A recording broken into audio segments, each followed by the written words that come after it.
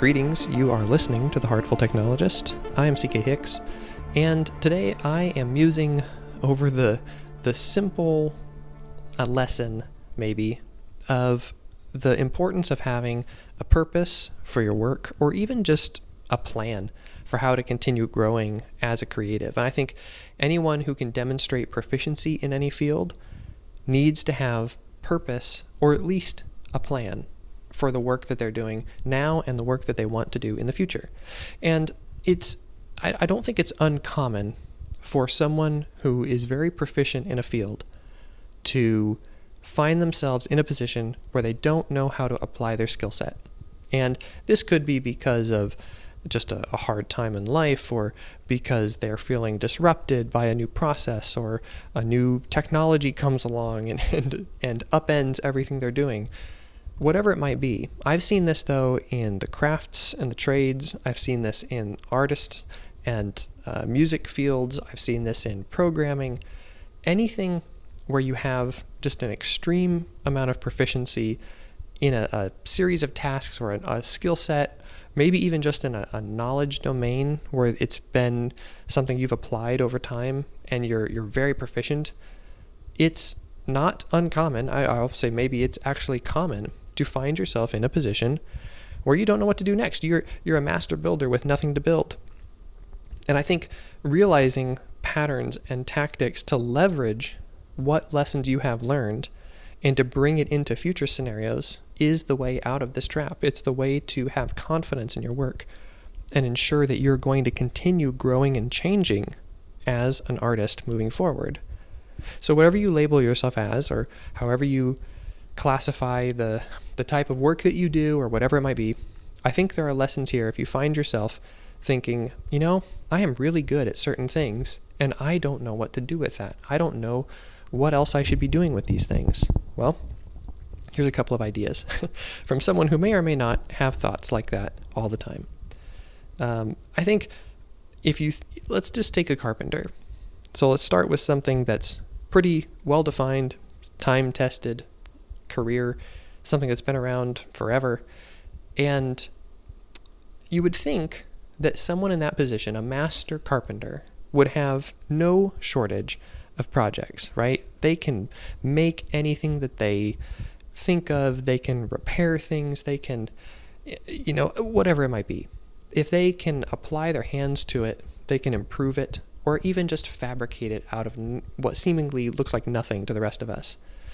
When you see someone like that, and you hear them say, and I have heard people like this say, I don't know what to build. I don't know what to do next. And you think, wait a minute, you could do anything. You could build whatever you want. You could have people lined up, from here till wherever, bringing you things to fix. And you should have no shortage of work. What do you mean you don't know what to do next? But it's not uncommon to feel as though you have this skill set and you don't know how to apply it. Now, I think that there's a couple of key things that you should be doing even in your busy seasons, which are the hardest times to do the groundwork that will lay a foundation for future projects. But it's important. But I think it's also important to remember that you as a person, not just as a professional, are growing and changing all the time, and that you are a human who is messy and morphing and turning into a different person day by day. And it's a combination of all these things that make you who you are, even the dry times. So when you are at a point where you realize you're staring at the output of your work and finding that you don't feel the same value in what you're doing, I think it's time to stop looking at the output of your work as that validation. It is important to do excellent work, and it's important to be able to be reliable to do excellent work. But you are not the product of your work. You're not the product of the output of your work.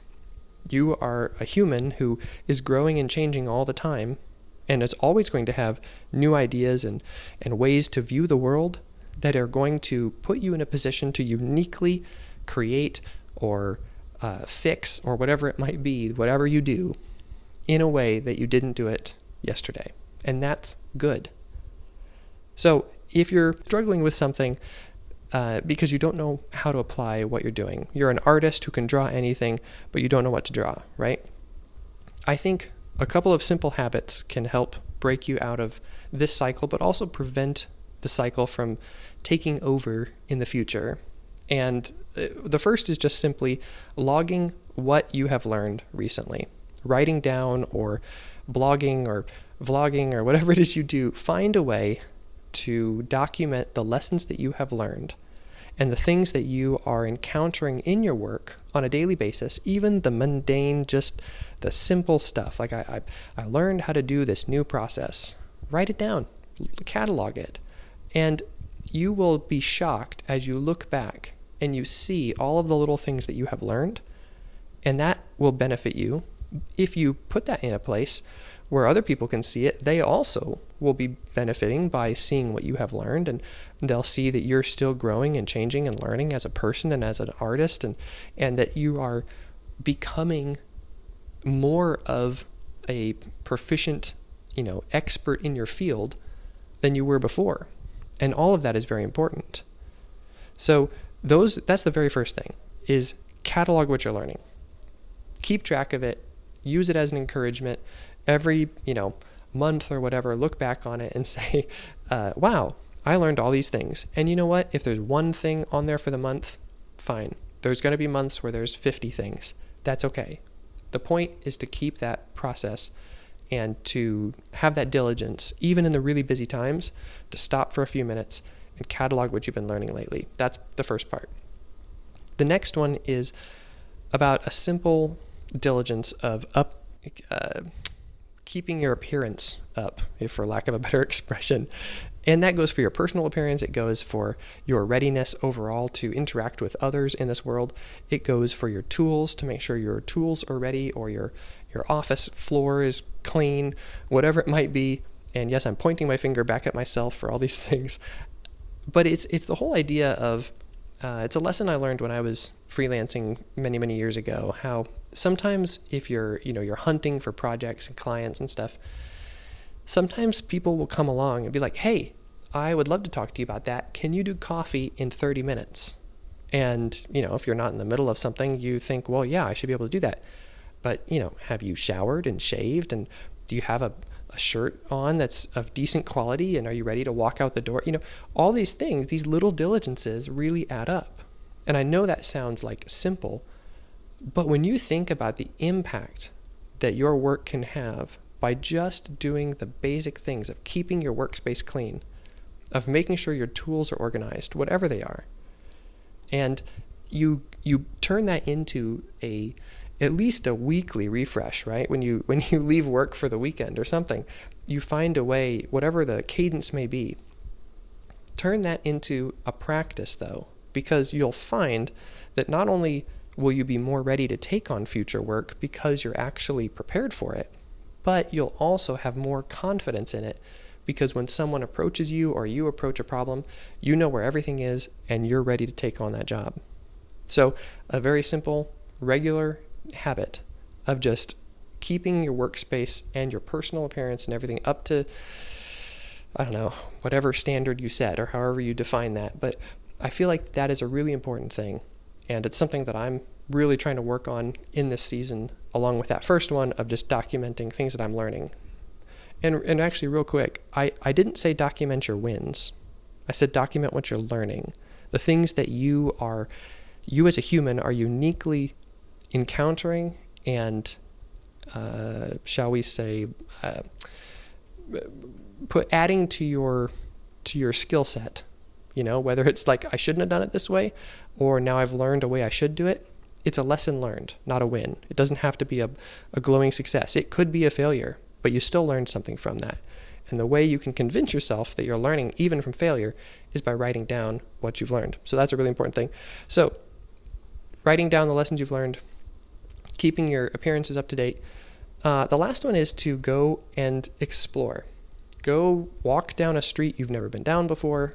Go to an opera, spend the day at the zoo, whatever it might be, something that breaks you out of your normal structures and your normal thought processes.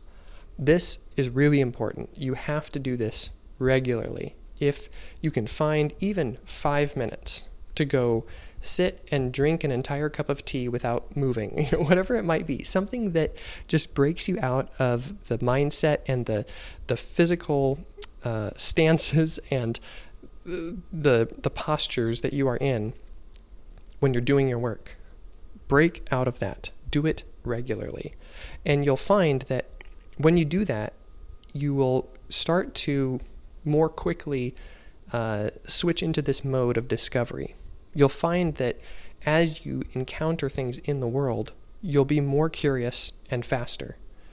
And if you can build up that muscle of just, not even of curiosity, but even just of being, of absorbing the world around you and appreciating its beauty and its complexity and all the diversity of things going on, you will find that you start to actually apply the skill set that you have to the world around you. That there are times when you will encounter something as you're just wandering around or exploring in a new, like literally walking down a new street in your neighborhood or whatever it might be. You will find that you'll say, wow, I wonder why that's that way. I wonder if that person could use help fixing that. Or I wonder if someone were to create this that would make that better. And you'll just start to naturally encounter these things. Or you'll have a breakthrough about something that you've been stuck on. And all of this comes because you are opening your mind to new possibilities and allowing it to just absorb the lessons that you see around you, right? And I find that is one of the best ways when you feel creatively stuck, or you feel like your work doesn't matter, or that you are just a product of things you've made or that you will make in the future, or that AI is going to gobble up every job and whatever. Like, go take a walk, go to an art museum, go do something that you just don't normally do, and it will help. And don't do it mindlessly and just wander around. Do it and be fully engaged. Don't be distracted with something in your ear or whatever. Go do it and actually focus on the detail around you and absorb it. And one of the best ways, I think, to parlay all of those three things together, the exploration, the tidiness, and the documentation, is to then approach someone about doing work, or approach somebody who might have something that would match your skill set. And when you do that, after you've done those three things, not only will you come to them as a more well-rounded individual, as someone who is able to say, here's some things I've been learning lately, and you have a toolkit that's ready to go, but you'll also be coming to them as someone who is growing and changing as a person, and someone who is going to look at the world differently than you would have yesterday. And so that means when they talk to you about something, or they approach you about a problem they're having, or whatever it might be, you are going to answer that in a way that you wouldn't have been able to predict the day before, because you chose to have this constantly morphing approach to the world and to the work that you could do. And I think that makes all the difference. I think that going through life and hammering things out, even if you are a master craftsman and you just continue to hammer things out the way you've done it before, and you produce 100,000 of those things and they're flawless, but you don't actually stop to appreciate the world around you, you don't stop to ensure that other people could look into your process and learn something, or that you haven't stopped to document what you've learned, there's still value in the work that you've done, but I think you could do more. I think you could do better. So especially if you're stuck and you're feeling like you don't know where your next big, the next application of your skill set should be, then I think these are especially important, because it's this messy middle and constant diligence that we can apply to our lives that actually puts us in a position of strength for the next thing that we'd like to do. And you won't know what that is until you encounter it, and you better be ready when you get there. Otherwise, you're going to approach it the same way that you are now, and it's just going to become a feedback loop. And I think it's so important to be able to break out of that and to see our work in a different way. So all of that, I think that the approach can be applied to any artist or maker or problem solver or anybody who wants to expand their reach and their impact in the world. And I hope that it's an encouragement to you and that you choose to do that. I'd love to hear how. If you ever want to reach out, podcast@ckhicks.com. Would love to hear from you. In the meantime, I just want to say thank you for your time and attention, and I'll talk to you soon.